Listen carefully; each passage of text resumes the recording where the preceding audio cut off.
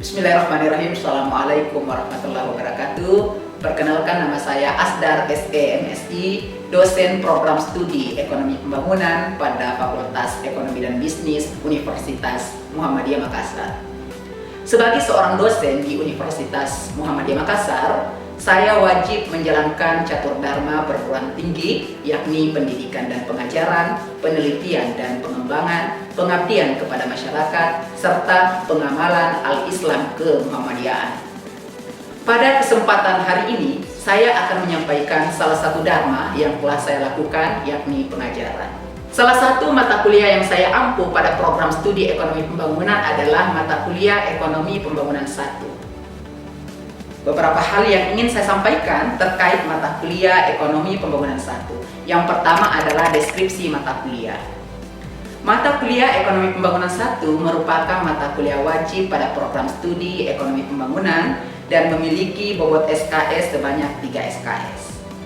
Mata kuliah ini membahas tentang pentingnya mempelajari ekonomi pembangunan, pengertian makna dan hakikat pembangunan, paradigma pembangunan ekonomi, indikator keberhasilan pembangunan, teori pertumbuhan dan pembangunan ekonomi, distribusi pendapatan dan kemiskinan, pertumbuhan ekonomi dan pemerataan pembangunan, kependudukan dan tenaga kerja, pembangunan ekonomi Indonesia, pembangunan ekonomi daerah, pembangunan pertanian, pembangunan industri, pembangunan ekonomi kawasan ASEAN, Association of Southeast Asian Nations, serta utang luar negeri dan pembiayaan pembangunan ekonomi.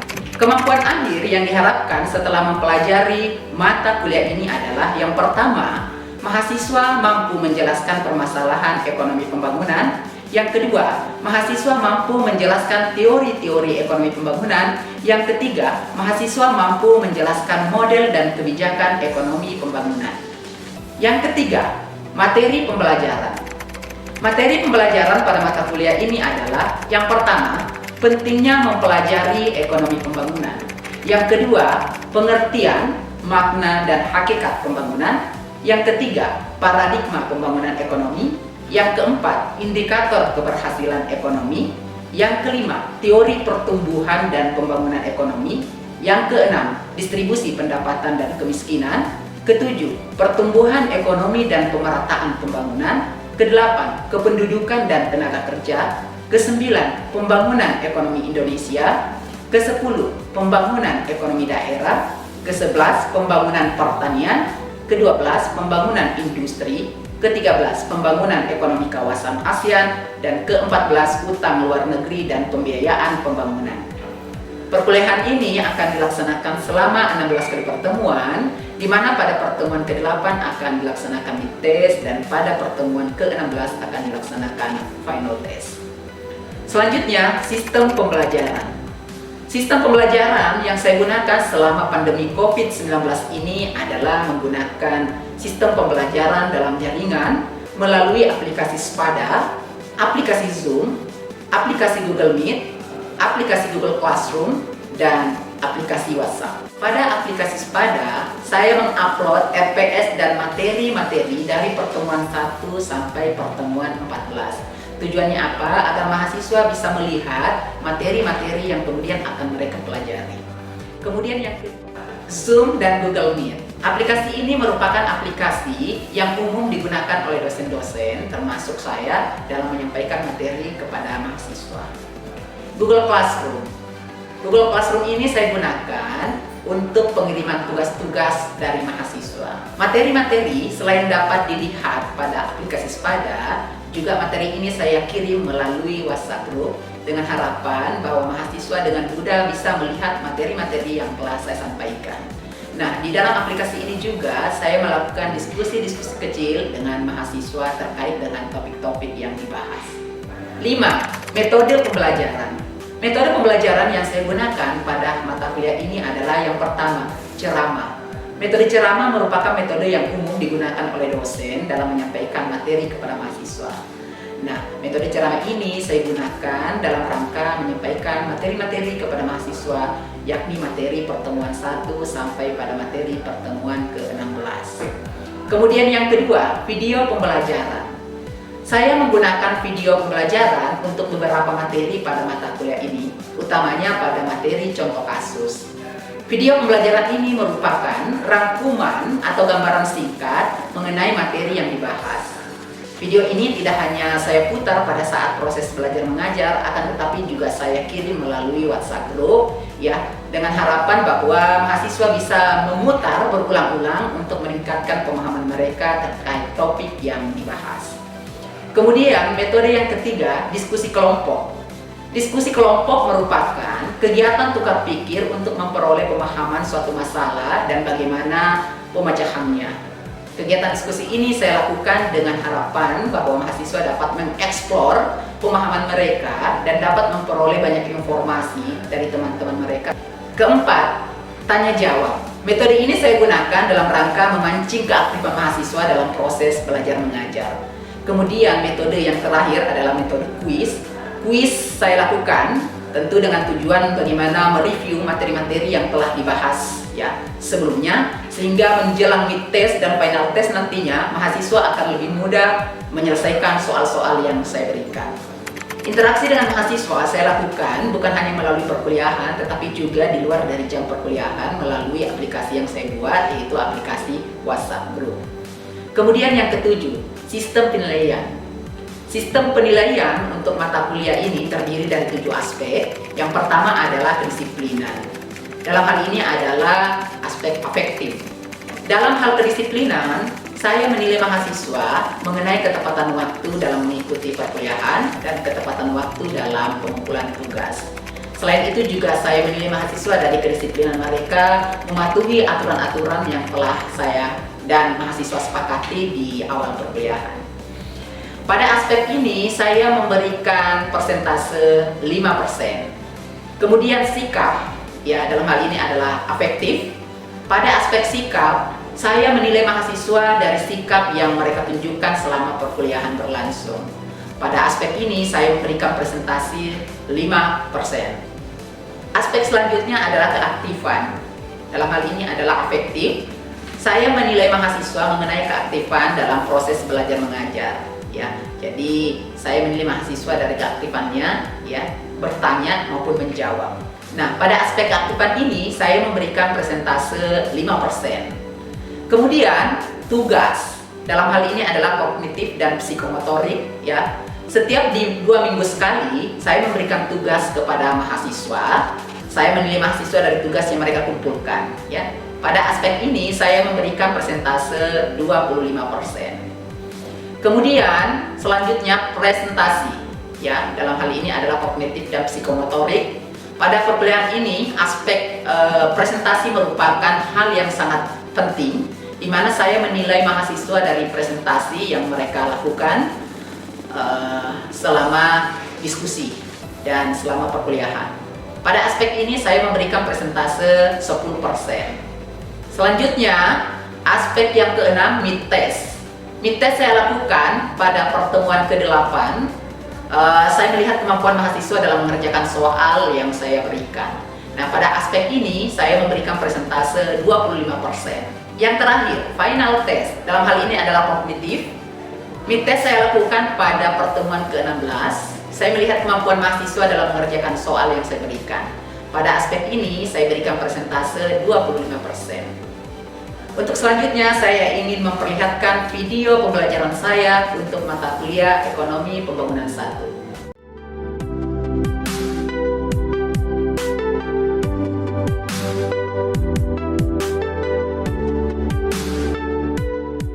Bismillahirrahmanirrahim. Assalamualaikum warahmatullahi wabarakatuh. Waalaikumsalam warahmatullahi wabarakatuh. Kemudian akan membahas tentang pengertian makna dan hakikat pembangunan. Namun sebelum Bapak masuk ke materi ini, Bapak ingin mendengarkan gitu ya pemahaman kalian atau penguasaan materi minggu lalu ya yang telah Bapak berikan ya terkait dengan pentingnya Saya Pak Amal Malik. Amal Malik Pak. Amal Malik ya. Amal Malik. Ya silakan Amal Malik, apa yang Anda pahami tentang materi minggu lalu terkait pentingnya mempelajari ekonomi pembangunan?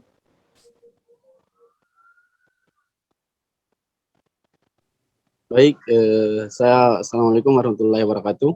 Waalaikumsalam warahmatullahi wabarakatuh.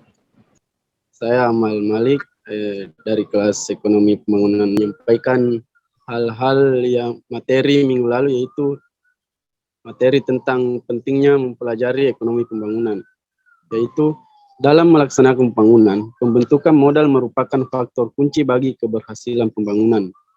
Karena untuk membangun diperlukan modal yang cukup besar. Selain membahas pengelompokan negara-negara di dunia menjadi dua kelompok, yaitu negara maju dan NSB. Juga dibahas mengenai sifat dan karakteristik NSB. Mengenai karakteristik umum NSB tersebut, menurut Todaro tahun 1997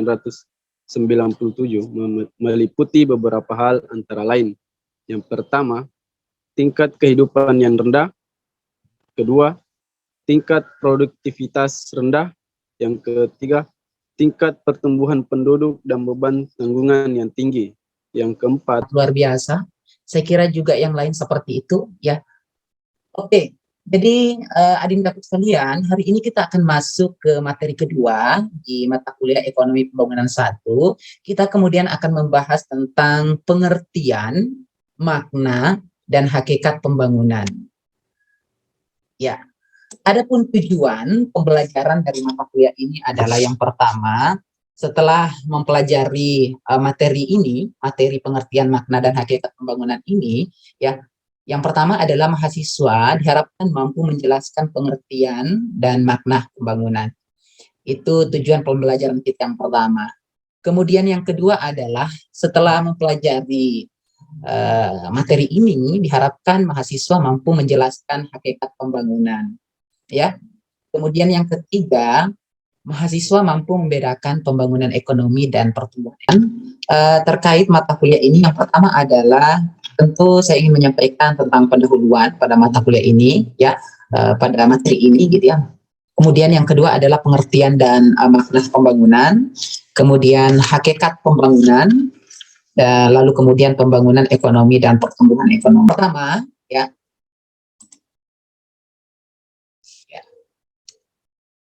Kita lihat bersama pendahuluan, ya. Jelas ya, suaranya Bapak jelas ya? Oke. Jelas Pak. jelas, jelas. Oke. Jadi coba kita lihat ya pendahuluan pada materi pengertian, makna, dan hakikat pembangunan.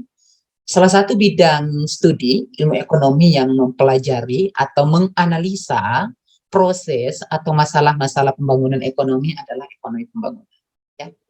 Ini ya, digarisbawahi bahwa salah satu bidang studi ya ilmu ekonomi yang mempelajari atau menganalisa proses atau masalah-masalah pembangunan ekonomi adalah. Nah, pembangunan ekonomi bertujuan untuk bagaimana meningkatkan taraf hidup masyarakat dalam rangka mencapai kemakmuran yang tentu ditunjukkan dengan peningkatan pendapatan per kapita dalam jangka panjang. Ya, jadi pembangunan itu ya tentu bertujuan untuk bagaimana meningkatkan taraf hidup masyarakat dalam rangka mencapai kemakmuran, tentu ditunjukkan dengan peningkatan pendapatan per kapita jangka panjang. Ya, dan hakikat pembangunan. Ya, kita ingin melihat ya seperti apa pengertian dan makna pembangunan, bahwa pembangunan adalah suatu proses di mana pendapatan per kapita suatu negara meningkat selama kurun waktu yang panjang dengan catatan bahwa jumlah penduduk yang hidup di bawah garis kemiskinan absolut tidak meningkat dan distribusi pendapatan. Nah, pembangunan adalah suatu rangkaian proses gitu ya, kegiatan yang dilakukan oleh suatu negara untuk bagaimana mengembangkan kegiatan atau aktivitas ekonomi untuk meningkatkan taraf hidup atau kemakmuran atau biasa disebut dengan income per kapita gitu ya dalam jangka panjang. Jadi saya ulang kembali bahwa pembangunan ekonomi dapat didefinisikan sebagai suatu rangkaian proses kegiatan ya yang dilakukan oleh suatu negara untuk bagaimana mengembangkan kegiatan atau aktivitas ekonomi untuk meningkatkan taraf hidup atau kemakmuran atau biasa disebut dengan income per kapita dalam jangka panjang. Nah, tadi kita singgung sedikit menyangkut masalah kemakmuran. Ya, apa itu kemakmuran? Ya, bagaimana mengukur kemakmuran itu? Ya. Kemakmuran itu sendiri ditunjukkan dengan meningkatnya pendapatan per kapita masyarakat. Jadi, meningkatnya pendapatan per kapita masyarakat. Dalam hal ini adalah pendapatan produk domestik bruto atau biasa disingkat dengan PDB, atau dalam bahasa Inggrisnya adalah gross domestic product atau biasa disingkat dengan GDP. Dan adanya keseimbangan antara supply dan demand di pasar. Jadi ada keseimbangan antara permintaan dan penawaran. Ya. Sejauh ini ada yang ingin ditanyakan? Saya, Pak. Oh ya, siapa? Nola Astil Nauri. Ya, Iya, Pak. ya. Silakan. Baik, saya ingin bertanya, Pak. Tadi saya mendengar tentang PDB. Apa sebetulnya PDB itu, Pak? Oke, PDB. Nah, produk domestik bruto atau biasa disingkat dengan PDB atau gross domestic product adalah jumlah produk yang dihasilkan oleh unit-unit produksi dalam bentuk barang atau jasa di dalam batas wilayah tertentu pada suatu negara selama setahun. Jadi artinya dalam satu tahun ya, satu periode. Biasanya satu periode itu setahun. Nah, gimana caranya menghitung PDB, produk domestik bruto atau biasa disingkat dengan PDB? Pendapatan masyarakat dalam negeri, ya. Ingat ya, pendapatan masyarakat di dalam negeri, ya, ditambah dengan pendapatan asing di dalam negeri. Ya, jadi pendapatannya masyarakat di dalam negeri, ya, pendapatannya kita ini warga pribumi di dalam negeri tambah dengan pendapatannya warga negara asing atau biasa kita sebut bule, ya, bule yang bekerja di Indonesia, itu ditambah, ya, ditambah total pendapatannya sendiri gitu ya, sebagai masyarakat pribumi ditambah dengan pendapatan dari masyarakat warga negara asing. Dan kita melangkah kepada materi selanjutnya, ya. Makna pembangunan. Proses pembangunan, ya, menghendaki adanya pertumbuhan ekonomi yang diikuti dengan perubahan, ya, biasa disebut dengan growth plus change. Dalam yang pertama, perubahan struktur ekonomi dari pertanian ke industri atau jasa. Kemudian yang kedua adalah perubahan kelembagaan, ya, baik lewat regulasi maupun reformasi kelembagaan. Beberapa pakar, ya, pembangunan ekonomi dan politik masyarakat bangsa-bangsa dapat diklasifikasikan, ya, secara sosiologis ke dalam 3 kategori. Yang pertama adalah masyarakat yang masih bersifat tradisional. Kedua adalah masyarakat yang bersifat peralihan, ya, atau biasa disebut dengan transisional. Dan yang ketiga adalah masyarakat yang sudah maju atau modern, ya. Saya ulang kembali. Menurut beberapa pakar pembangunan ekonomi dan politik, masyarakat klasifikasikan secara sosiologis ke dalam 3 kategori. Pertama adalah masyarakat yang masih bersifat tradisional. Kemudian kedua adalah masyarakat yang bersifat peralihan atau transisi, ya, transisional. Dan yang ketiga adalah masyarakat yang sudah maju atau modern. Negara baru berkembang seperti yang saya sebutkan tadi di awal sebelumnya, bahwa pada umumnya sedang berusaha bagaimana mengembangkan dirinya dari suatu keadaan dan sifat masyarakat tradisional dan dengan keadaan ekonomi terbelakang gitu, menuju ke arah keadaan yang lebih baik. Jadi sebenarnya ada perubahan gitu yang lebih baik dari kondisi sebelumnya. Ya, paling sedikit apabila hal ini menyangkut ekonomi dan sosial, ya, ditunjukkan ke arah peningkatan kesejahteraan dan tingkat ekonomi yang lebih baik. Kalau kita melihat dari konteks perkembangan secara menyeluruh, ya, beberapa peneliti gitu ya, atau penulis menyebutkan sebagai suatu usaha menuju ke arah modernisasi, ya, ke arah modernisasi. Tapi karena istilah modernisasi sering sulit untuk dirumuskan, maka ada pula penulis yang tidak menggunakan istilah tersebut. Oleh sebab itu, lebih baik kita kemukakan bahwa negara-negara baru berkembang pada umumnya melakukan dan sedang dalam proses perubahan-perubahan sosial yang besar. Proses atau usaha perubahan-perubahan sosial tersebut dapat berarti suatu proses perubahan dari suatu keadaan atau kondisi kemasyarakatan tertentu menuju kondisi yang lebih baik. Jadi memang intinya adalah ada perubahan dari kondisi sebelumnya ke arah yang lebih baik. Terbelakangan yang memperkuat hal tersebut adalah rendahnya sistem dan mutu pendidikan. Jadi memang di sini yang paling pertama adalah tingkat pendidikan. Itu sangat dibutuhkan. Kesemuanya itu ya dilatar belakangi oleh belenggu ya feodalisme dan kolonialisme gitu ya di masa lampau. Kelompok-kelompok elit ya politik yang terbentuk pada masa lepas kolonialisme itu kan sering kita lihat ya dari sifatnya menjadi penerus atau reservasi ciri-ciri dari tradisi dan feodalisme daripada menjadi pendorong pembaharuan dan pembangunan. Namun demikian gitu ya, banyak pula yang kemudian membina dasar pertama melalui penempatan identitas suatu bangsa yang berkeinginan untuk maju. Kondisi keterbelakangan masyarakat dan ekonomi, ya. Ini keterbelakangan di bidang sosial, ya, di mana sifat masyarakat tradisional yang terikat pada nilai-nilai primordial, ya, yang pada dirinya memang ingin memelihara secara tetap apa yang kemudian telah ada. Kemudian yang kedua adalah keterbelakangan di bidang ekonomi, ya. Kemudian coba kita lihat ya keterbelakangan di bidang politik. Ya.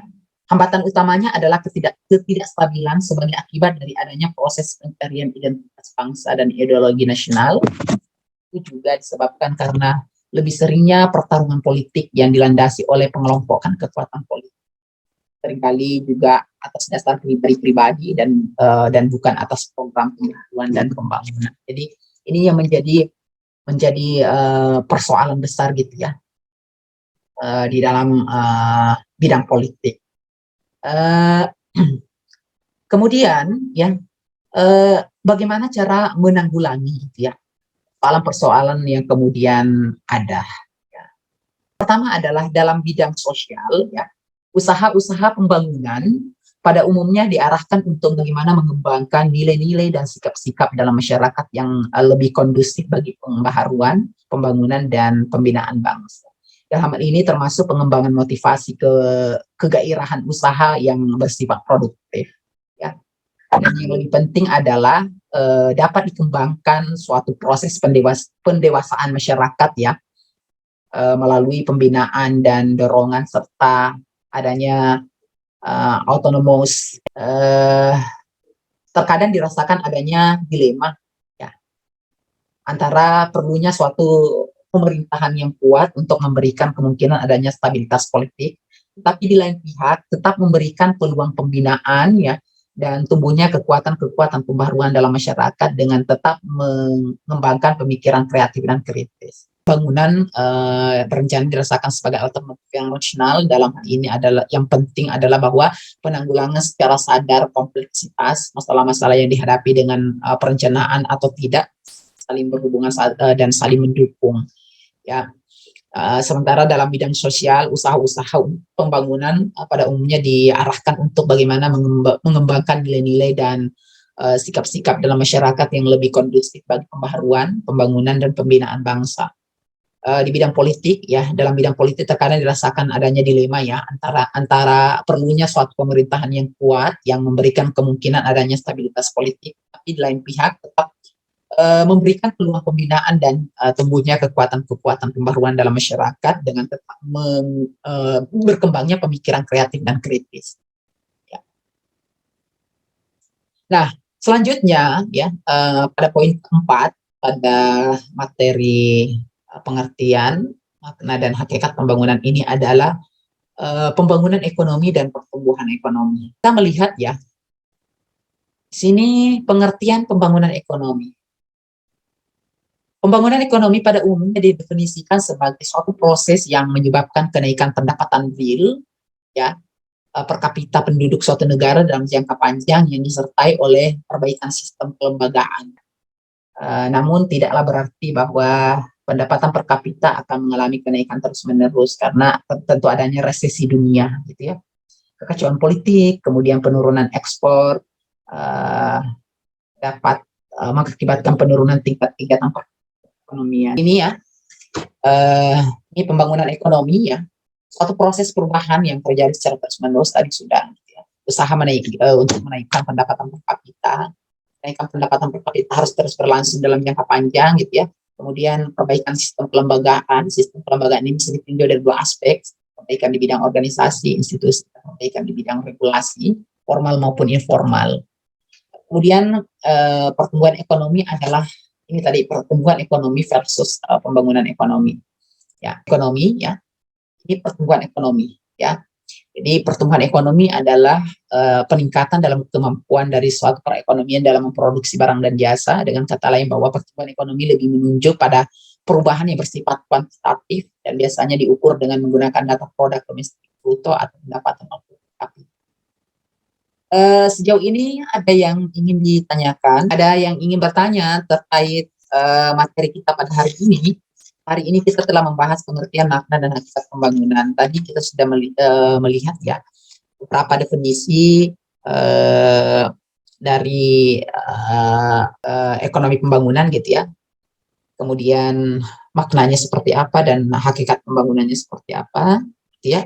Kemudian kita melihat pengertian dari pertumbuhan ekonomi ya dan pembangunan ekonomi.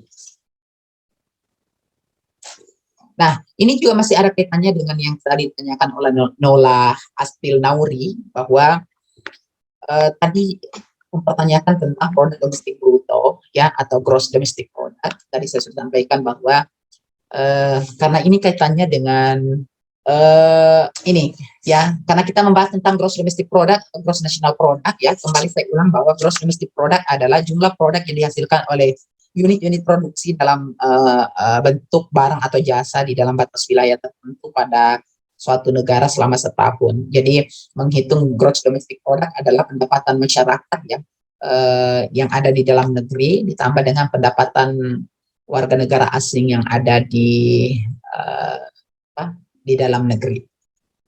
Sementara untuk gross national product ya, gross national product merupakan nilai produk barang dan jasa yang dihasilkan oleh penduduk suatu negara dalam cara menghitungnya adalah pendapatan warga negara Indonesia di dalam negeri ya ditambah dengan pendapatan warga negara Indonesia di luar negeri tetapi dikurangi dengan pendapatan warga negara asing yang ada di dalam negeri. Sudah bisa dibedakan gitu ya antara GDP dengan GNP. Jadi cara menghitung GDP tadi ya, kita menghitung seluruh pendapatan yang kemudian diterima oleh warga negara Indonesia ya yang ada di dalam negeri ditambah dengan pendapatan warga negara asing yang ada di dalam negeri. Sementara untuk gross national product ya pendapatan warga negara Indonesia di dalam negeri ditambah dengan pendapatan warga negara Indonesia yang ada di luar negeri, yang bekerja di luar negeri dikurangi dengan pendapatan warga negara asing. Seperti itu ya. Baik adindaku sekalian, ya, saya kira mudah-mudahan setelah kita mempelajari materi ini, tujuan pembelajaran yang diharapkan itu bisa tercapai, ya, di mana tujuannya tadi membedakan antara pembangunan ekonomi dan pertumbuhan ekonomi. Ya, saya kira cukup ya untuk pertemuan kita hari ini. Ya, sebelum saya menutup perkuliahan ini, ya. Saya seperti biasa saya selalu memberikan motivasi kepada kalian semua. Jadi sebagai seorang mahasiswa itu kita harus kembali gitu ya ke tujuan kita bahwa kita melaksanakan atau kita kuliah itu pengennya selesai tepat pada waktunya sehingga memang harus bekerja keras ya, harus menyeimbangkan antara aktivitas di luar dengan kegiatan akademik. Jadi supaya semuanya bisa berjalan dengan baik. Ya, terakhir sekali ya, saya ingin mengabsen dulu sebelum saya mengakhiri pertemuan hari ini. Ya, pertama Irma ada? Hadir Pak. Irma ada ya. Kemudian Ratna Purnamasari. Kira cukup untuk hari ini. Terima kasih banyak adindaku sekalian. Insyaallah nanti kita akan ketemu minggu depan ya di mata kuliah. Saya iri dengan ucapan billahi fisabilillah. Assalamualaikum warahmatullahi wabarakatuh. Sampai